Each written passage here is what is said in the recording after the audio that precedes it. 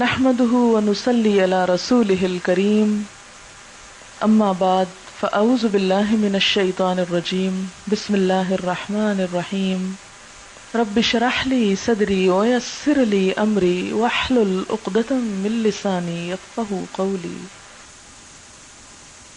وقال الذين لا يرجون لقاءنا، اور کہتے ہیں وہ لوگ جو ہماری ملاقات کی امید نہیں رکھتے، یعنی کافر کیا کہتے ہیں؟ لولا انزل علینا الملائکہ، ہم پر فرشتے کیوں نہیں اترتے، فرشتے ہم پہ کیوں نہیں بھیجے جاتے؟ او نرا ربنا، یا پھر ہم اپنے رب کو دیکھیں۔ لقد استکبروا فی انفسہم، البتہ تحقیق انہوں نے اپنے نفسوں میں بڑا گھمنڈ کیا، بڑا گھمنڈ لے بیٹھے ہیں یہ اپنے نفس میں۔ وَعَتَوْا عُتُوًّا كَبِيرًا، اور حد سے گزر گئے ہیں اپنی سرکشی میں۔ یہاں پر آخرت کو نہ ماننے والوں کے کچھ تکبر اور گھمنڈ اور حجت بازی کا ذکر کیا گیا ہے، اور وہ کیا ہے؟ کہتے ہیں فرشتے ہمارے پاس کیوں نہیں آئے؟ ہاں، اگر محمد رسول اللہ کے پاس آئے ہیں تو پھر ہمارے پاس بھی آنے چاہیے تھے۔ یا پھر رب ہم سے ہم کلام کیوں نہیں ہوتا؟ ہم کیوں نہیں رب کو دیکھ سکتے؟ اگر رب چاہتا ہے کہ ہم اس کو مانیں تو وہ ہم کو نظر آئے۔ اللہ تعالیٰ اس کے جواب میں کیا فرماتے ہیں؟ لَقَدِ اسْتَكْبَرُوا فِي أَنفُسِهِمْ، بڑا گھمنڈ لے بیٹھے ہیں یہ اپنے نفس میں، اپنے دلوں میں، اپنے نفس میں اپنے آپ کو بڑی چیز سمجھتے ہیں جو ایسے مطالبے کر رہے ہیں، اور بہت زیادہ سرکشی کے اوپر اتر آئے ہیں۔ بات یہ ہے کہ اگر تو فرشتوں کا آنے کا مطالبہ یہ اس لیے کر رہے تھے کہ ان کو پیغام پہنچایا جاتا ان کے ذریعے، تو اصل چیز تو پیغام ہے، وہ تو پہنچ رہا ہے، فرشتے کی کیا ضرورت ہے؟ اگر یہ فرشتہ اس لیے مانگ رہے ہیں کہ یہ ہدایت پا جائیں، ان کو حق نصیب ہو جائے، تو وہ تو جب حضور صلی اللہ علیہ وسلم پر آئے ہیں اور آپ کے ذریعے پیغام پہنچ رہا ہے تو مقصد تو پورا ہو رہا ہے۔ جب ایک مقصد پورا ہو رہا ہے تو پھر فرشتوں کے آنے کی ضرورت کیا ہے؟ دوسری بات، اگر یہ چاہتے ہیں کہ ان کا مقصد اگر یہ ہے کہ پیغمبر انسان نہیں فرشتہ ہونا چاہیے تھا، تو پیغمبر اگر انسان کی شکل میں نہ ہوتا، فرشتے کی شکل میں ہوتا، تو فرشتوں کے لیے تو نمونہ ہو سکتا تھا، انسانوں کے لیے نہیں ہو سکتا تھا۔ انسانوں کے لیے بہترین نمونہ ایک انسان ہی ہو سکتا ہے۔ اور پھر اگر یہ اپنی طرف وحی کا نزول چاہتے ہیں تو ہر شخص اس قابل نہیں کہ اس کے اوپر اتنا بڑا بوجھ ڈالا جائے، کیونکہ یہ قرآن تو اگر پہاڑ پر بھی اترتا تو وہ بھی ٹکڑے ٹکڑے ہو جاتا۔ ہر شخص کی اتنی صلاحیت کہاں کہ وہ فرشتے کو دیکھ کر اس سے سیکھ سکے، یا فرشتہ اس سے آ کے ہم کلام ہو یا بولے۔ جیسے حضور صلی اللہ علیہ وسلم کے پاس یکا یک فرشتہ آیا تھا غار حرا میں، اگر آپ بھی تنہا کسی پہاڑ میں اور فرشتہ آپ کے سامنے آ کھڑا ہو تو کتنے لوگ ہیں جو اس سین کو برداشت کر سکیں گے؟ اکثریت تو وہیں مر جائے گی۔ تو ہر شخص اس قابل نہیں ہے کہ اس کے پاس فرشتہ آ سکے اور وہ یہ ساری بات برداشت کر سکے۔ اور پھر رب کو دیکھنا بھی ایسا ہی مطالبہ ہے۔ موسیٰ علیہ السلام کے ساتھیوں نے رب کو دیکھنے کا مطالبہ کیا تھا تو اللہ تعالیٰ نے کیا کیا؟ کوہ طور پہ تھوڑی سی تجلی کی، جس کے نتیجے میں سب گر کے ہلاک ہو گئے۔ تو یہ اس واقعے سے سبق نہیں سیکھتے؟ یہ بھی اسی طرح مرنا چاہتے ہیں۔ ان کے بھلے کے لیے اور ان کے فائدے کے لیے ان کو اس بوجھ کے اٹھانے سے معاف رکھا گیا ہے، اور اس طرح کے مطالبے کرنا دراصل ان کے گھمنڈ اور تکبر کی علامت ہے۔ لَقَدِ اسْتَكْبَرُوا فِي أَنفُسِهِمْ وَأَتَوْا عُتُوًّا كَبِيرًا، یہ اپنی سرکشی میں بہت آگے بڑھ چکے ہیں، اس لیے یہ کوئی بات بھی ماننے کو تیار نہیں ہوتے۔ بات یہ ہے کہ یوم یرون الملائکۃ، جس دن ان کو فرشتے نظر آ جائیں گے، جس دن یہ فرشتوں کو دیکھ لیں گے، لا بشرا یومئذ للمجرمین، اس دن مجرموں کے لیے تو کوئی بھی خوشخبری نہ ہوگی، مجرموں کے لیے وہ کوئی اچھا دن نہ ہوگا۔ وَيَقُولُونَ، اور وہ کہتے ہیں، حجرا محجورا، بند کیے جاؤ، بند کیا جانا۔ اس سے کیا پتہ چلتا ہے کہ جن فرشتوں کے آنے کا یہ مطالبہ کرتے ہیں، تو فرشتے جب آئیں گے ان کی جان نکالنے کو یا عذاب لے کر، تو اس دن کافروں کے لیے کوئی اچھا دن نہ ہوگا۔ ان کا مطالبہ تو پورا ہو جائے گا فرشتوں کے آنے کا، لیکن پھر ان کی شامت کا دن ہوگا وہ، کیونکہ فرشتے تو عذاب لے کر آتے ہیں۔ اس دن تو یہ چیخ اٹھیں گے کہ خدا کی پناہ، ہمیں کچھ نظر نہ آئے، ان سب کو بند کر دیا جائے کہیں۔ وَقَدِمْنَا إِلَى مَا عَمِلُوا، اور ہم نے توجہ کی، إِلَى مَا عَمِلُوا، طرف اس چیز کے جو انہوں نے عمل کیے ہیں، من عمل، کوئی بھی عمل، فَجَعَلْنَاهُ هَبَاءً مَنْثُورًا، پھر کر دیں گے ہم اس کو گرد و غبار بکھر جانے والا۔ یعنی اس کے موت کے اگلے مرحلے پر کیا ہوگا؟ فرشتوں کے ان کے آ کے پکڑنے کے بعد، قید کر لینے کے بعد حشر کا میدان ہوگا، اور وہاں ان کے اعمال کی جانچ پرکھ ہوگی، اور جو کچھ بھی انہوں نے آج کیا ہے، کوئی اچھا کام بھی چونکہ اللہ کی خاطر نہیں کیا، آخرت کی نیت سے نہیں کیا، اس لیے وہ سب کیا ہوگا؟ ایک گرد و غبار کی طرح اڑا دیا جائے گا، اس کا کوئی بھی وزن نہ ہوگا۔ ہبا کہتے ہیں وہ غبار جو سورج کی شعاع سے نظر آتا ہے، بہت ہلکے قسم کا ہوتا ہے۔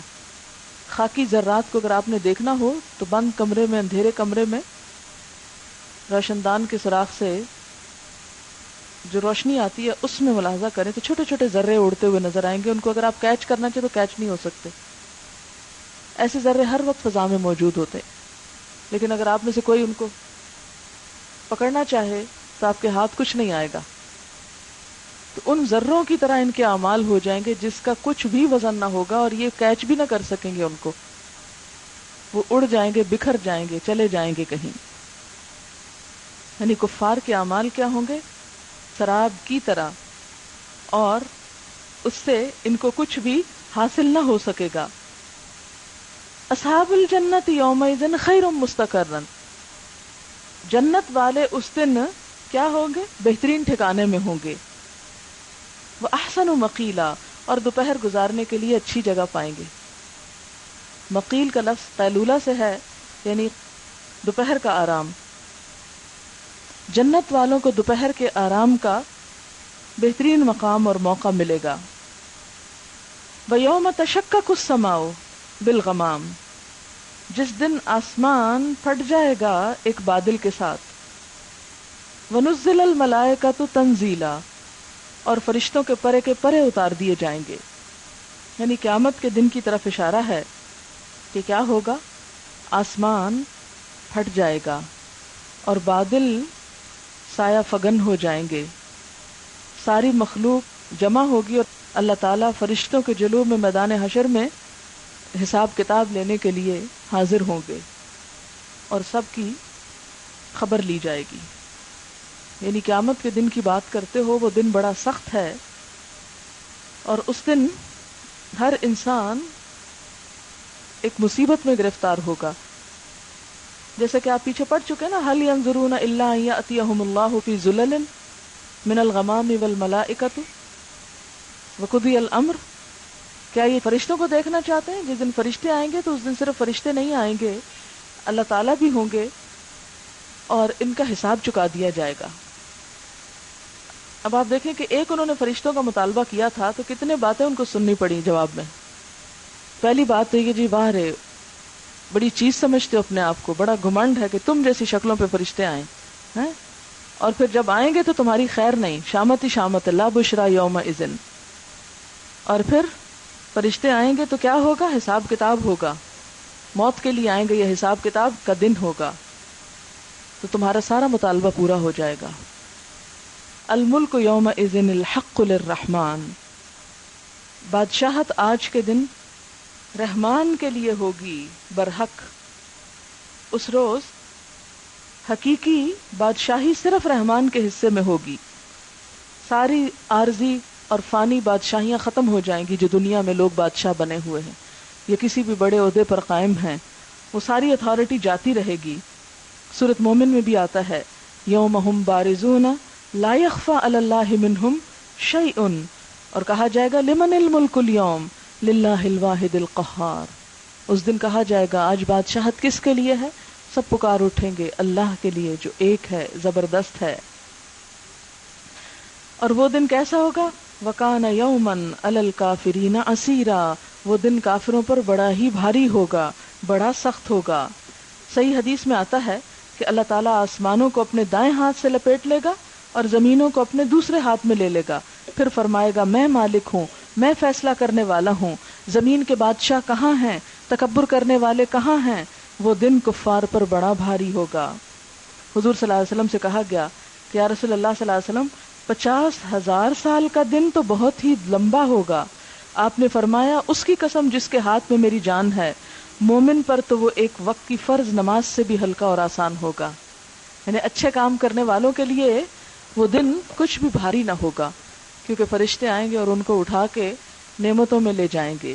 اللہ کے خاص بندے جو ہوں گے وہ فرشتوں کے آنے کا مطالبہ کرنے والے نہ ہوں گے، بلکہ عاجزی کے ساتھ رہنے والے ہوں گے، اللہ کی اطاعت کرنے والے ہوں گے.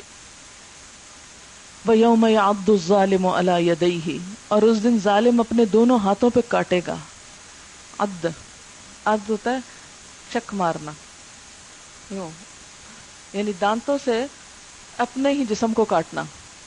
تو ظالم اپنے دونوں ہاتھ چبائے گا. اچھا کس وقت انسان دانتوں سے چباتا ہے کوئی چیز؟ جب پچھتاتا ہے کسی چیز پر، حسرت ہوتی ہے، افسوس ہوتا ہے. جس دن ظالم اپنے دونوں ہاتھ کاٹ کھائے گا، اور کیا کرے گا ہاتھ کاٹ کے؟ کیا کہے گا؟ یقول یا لیتنی اتخذت مع الرسول سبیلا، اے کاش میں نے رسول کا ساتھ دیا ہوتا، رسول کا راستہ اپنایا ہوتا. اس سے انڈائریکٹلی سنت کو فالو کرنے کی اہمیت بھی پتہ چل رہی ہے. ان کنتم تحبون اللہ فاتبعونی یحببکم اللہ ویغفر لکم ذنوبکم. یا لیتنی اتخذت مع الرسول سبیلا، یا ویلتا، اے کاش کہ میں، لیتنی کاش کہ میں، لم اتخذ فلانا خلیلا، کاش میں فلاں کو دوست نہ بناتا، فلاں کی کمپنی اختیار نہ کرتا، فلاں کے ساتھ نہ رہتا. کیوں؟ لقد اضلنی عن الذکر بعد اذ جاءنی، اس نے تو مجھے ذکر سے بھٹکا دیا، ہٹا دیا اس کے بعد کہ وہ میرے پاس آیا. وَكَانَ الشَّيْطَانُ لِلْإِنسَانِ خَذُولًا، اور ہے شیطان انسان کے لیے بڑا ہی بے وفا، چھوڑ دینے والا. کتنی حسرت ناک بات ہے. قیامت کے دن کی سب سے بڑی حسرت یہ ہوگی کہ انسان اپنے دوستوں کو ملامت کرے گا، کہے گا کاش میں فلاں کو دوست نہ بناتا. اور کس کو دوست نہ بناتا؟ جس نے مجھے ذکر سے، نصیحت سے، قرآن سے، اللہ کی بات سے برگشتہ کر دیا. تو دوستی کا اصل معیار کیا ہے؟ کہ جو ایمان میں آپ کو بڑھنے میں مدد دے، تقویٰ کے کاموں میں آپ کو آگے بڑھائے، خیر کے لیے آپ کے لیے سپورٹ بنے، نہ کہ الٹا جو آپ کر رہے ہیں اس سے بھی آپ کو ہٹا دے، بھٹکا دے، ہلا دے. تو آپ دیکھیں کہ جو شخص بھی اللہ کے علاوہ کسی اور بنیاد پر کسی کو دوست بناتا ہے، وہی دوستی قیامت کے دن اس کے لیے حسرت و ندامت کا سبب ہوگی. اور اس کا کرائیٹیریا کیا ہے؟ کوئی شخص جو آپ کو الذکر سے ہٹائے، الذکر آپ سے بھلوائے، اس کی اہمیت آپ کے دل میں کم کر دے، اس کام میں آپ کے خلل ڈالے، وہ دراصل آپ کا دوست نہیں، آپ کا دشمن ہے، دشمن. اب سب پرکھ لیں اپنے اپنے دوستوں کو اس پر کہ آپ کا دوست آپ کے مقصد، آپ کے مشن میں مددگار ہے یا خلل انداز ہے. اگر مددگار ہے تو بہت ہی اچھا، اور اگر خلل انداز ہے تو دشمن ہے، آپ کا دوست نہیں. وہ دوست کے روپ میں آپ سے دشمنی کر رہا ہے. لقد اضلنی عن الذکر بعد اذ جاءنی، اس نے تو مجھے ذکر سے ہٹا دیا، اصل مقصد سے ہٹا دیا، کیونکہ انسان اپنے دوست کے دین پر ہوتا ہے، جدھر وہ جاتا ہے انسان ادھر ہی جاتا ہے، انسان کی مجبوری ہوتی ہے اسی طرف کو چلنا۔ وہ مثال یاد کر لیں بھٹی دھونکنے والے کی اور خوشبو بیچنے والے کی۔ بھٹی دھونکنے والے کے پاس بیٹھیں گے تو نہ بھی آپ کوئی کام کریں آپ کے ناک میں مسلسل دھواں جاتا رہے گا، اور خوشبو بیچنے والے کے پاس بیٹھیں تو آپ نہ بھی خریدیں تو بھی خوشبو آپ کو پہنچتی رہے گی۔ تو اچھے انسان کی صحبت میں، مجلس میں، کمپنی میں آپ کی ایمان میں اضافہ ہوگا، آپ کی نیکیوں میں اضافہ ہوگا، آپ کے غم ہلکے ہوں گے، آپ کے دکھ دور ہوں گے۔ اور یہاں پر کیا فرمایا گیا؟ یا ویلتا لیتنی لم اتخذ فلانا خلیلا لقد اضلنی عن الذکر، اوٹ پٹانگ ادھر ادھر کی باتوں میں اتنا مشغول کیا مجھے کہ اصل کام رہ گیا میرا۔ کیونکہ دوستوں کے سامنے اگر آپ کہیں قرآن کی بات کریں، دین کی بات کریں، نیکی کی بات کریں، کہ کیا بور کرنے والی باتیں کرتے ہیں، چلو کوئی اور بات کریں، کوئی اور موضوع اختیار کریں۔ تو یہ کیا ہے دراصل؟ لقد اضلنی عن الذکر بعد اذ جاءنی وکان الشیطان للانسان خذولا، اور ہے شیطان انسان کے لیے بڑا ہی بے وفا، کیونکہ ایسے دوست پر شیطان غالب ہے، اور دوست کی شکل میں شیطان آپ کو اصل کام سے ہٹانا چاہتا ہے۔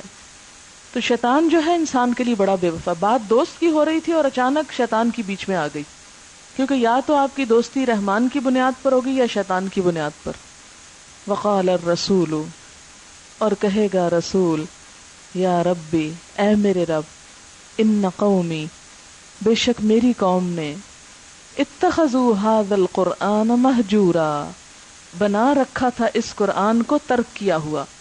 رسول کہیں گے اے میرے رب، میری قوم نے قرآن کو ترک کر دیا تھا، چھوڑ دیا تھا۔ ہم تو آس لگا کے بیٹھے ہوئے کہ رسول ہماری شفاعت کریں گے، ہمارے گناہوں پہ پردہ ڈالیں گے، ہم کو معاف کروائیں گے، اور رسول الٹا کیا کہیں گے؟ یا رب، میری اس قوم نے قرآن کو چھوڑ دیا تھا، پڑھا ہی نہیں تھا۔ شفاعت کی بجائے، لینے کی بجائے الٹا دینے پڑ گئے۔ وہ پکڑ کے آپ کو اللہ تعالیٰ کے سامنے کریں گے کہ یا رب، یہ لوگ تھے جنہوں نے قرآن کو چھوڑ دیا تھا، بھلا دیا تھا، ترک کر دیا تھا، اپنی زندگی سے نکال دیا تھا۔ اس کے روٹ جو ہے حجر بھی ہو سکتا ہے اور حجر بھی ہو سکتا ہے۔ حجر سے ہو تو معنی ہے نہ اسے قبول کیا نہ اس سے کوئی اثر لیا، اور حجر سے ہو تو دو معنی ہو سکتے ہیں۔ ایک یہ کہ انہوں نے اس کو بیکار کی بات سمجھا، اور دوسرا یہ کہ اس پر باتیں چھانٹتے رہے، اس کو مذاق بنائے رکھا۔ وقال الرسول یا رب ان قوم اتخذوا ھذا القرآن مہجورا، یعنی جس طرح اے محمد صلی اللہ علیہ وسلم تیری قوم میں سے وہ لوگ تیرے دشمن ہیں جنہوں نے قرآن کو چھوڑ دیا، اسی طرح گزشتہ اقوام میں بھی ایسے لوگ پائے گئے، اسی لیے کہا گیا وَكَذَلِكَ جَعَلْنَا لِكُلِّ نَبِيٍّ عَدُوًّا مِّنَ الْمُجْرِمِينَ، ہر نبی کے لیے ہم نے مجرموں میں سے کچھ دشمن جو ہیں وہ بنائے تھے، اور وہ کون تھے؟ جنہوں نے قرآن کو چھوڑ دیا۔ علامہ ابن الجوزی آیت 30 کی تفسیر میں لکھتے ہیں قرأت سے مقصود یہ ہے کہ قرآن مجید ٹھیک مخرج سے حفظ کرے، پھر اس کو سمجھے، پھر اس پر عمل کرے، پھر اس چیز پر متوجہ ہو جو معارف القرآن میں سے ہے، اس کے نفس کی اصلاح اور اس کے اخلاق کو پاک کرے، پھر شریعت کے دیگر احکام کی طرف متوجہ ہو۔ یہ تو ہے قرآن کو پکڑنا۔ قرآن اس لیے اترا تھا کہ اس پر عمل کیا جائے، حسن بصری کہتے ہیں۔ پھر لوگوں نے اس کی تلاوت کو تو کام بنا لیا اور فقط تلاوت کے ہو گئے اور اس پر عمل کرنا چھوڑ دیا۔ تو رسول کا یہ کہنا کہ میری قوم نے اس قرآن کو چھوڑ دیا تھا، یہ کس کے لیے ہوگا؟ صرف اس کے لیے نہیں کہ جس نے قرآن کو پڑھا نہیں تھا، اس کے لیے بھی ہوگا جس نے اس کو رٹ تو لیا لیکن اس پر عمل کچھ نہ کیا۔ اور جو ایسے لوگ ہوتے ہیں وہ اپنے نبی کے دوست نہیں، دشمن ہوتے۔ آج آپ دیکھیں کہ ہم اپنے نبی کے دین کے لیے کیا کر رہے ہیں، آپ کی عزت کا سبب ہے یا رسوائی کا؟ امت مسلمہ کو دیکھ کر کوئی کیا کہے گا کہ یہ ہے محمد صلی اللہ علیہ وسلم کو ماننے والے اپنی بدعمالیوں کی وجہ سے۔ وَكَفَى بِرَبِّكَ هَادِيًا وَنَصِيرًا، اور کافی ہے تیرا رب ہدایت دینے والا اور مدد فرمانے والا۔ یعنی کبھی بھی انسان ایسے لوگوں سے جو دین کے راستے میں دشمن ہو ڈرے نہ گھبرائے نہ، کیونکہ اللہ کی مدد کافی ہے۔